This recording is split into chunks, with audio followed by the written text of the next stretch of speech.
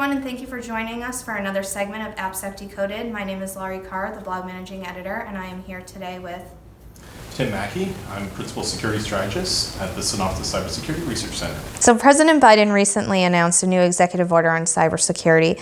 What were some of the requirements outlined for government entities?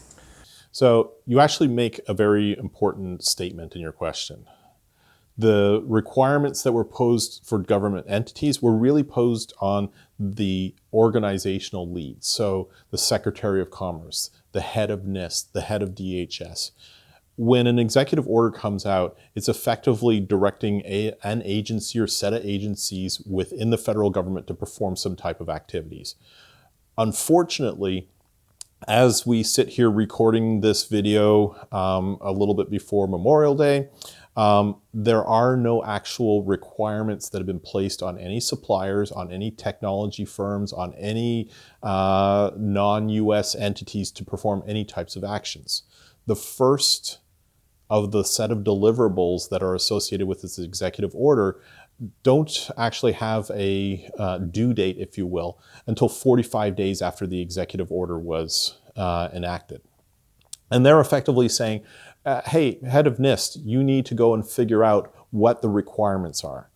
This particular executive order, unlike a lot of them, is rather prescriptive in its nature. It's describing things like how secure development environments are going to function, how security information might be exchanged between the supplier and the consumer, what types of threats might be part of that communication mechanism.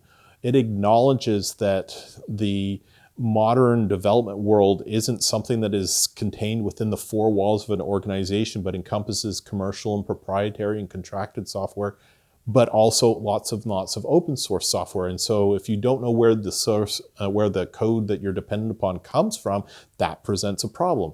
Similarly, it also recognizes that when software is deployed, there's a pretty good chance that there's going to be some cybersecurity event associated with it at some point in time, and that incident response information needs to be shared. So there's a lot of transparency language in the executive order. Now, what this actually means for those of us in the field, well, it's kind of too early to tell. It's one of these ask me as summer kind of evolves. But today, what we can say is that organizations that are looking to do business with the federal government have a new bar. And with the scope of this executive order, it's almost at the level of impact that we saw with digital privacy following the enactment of GDPR.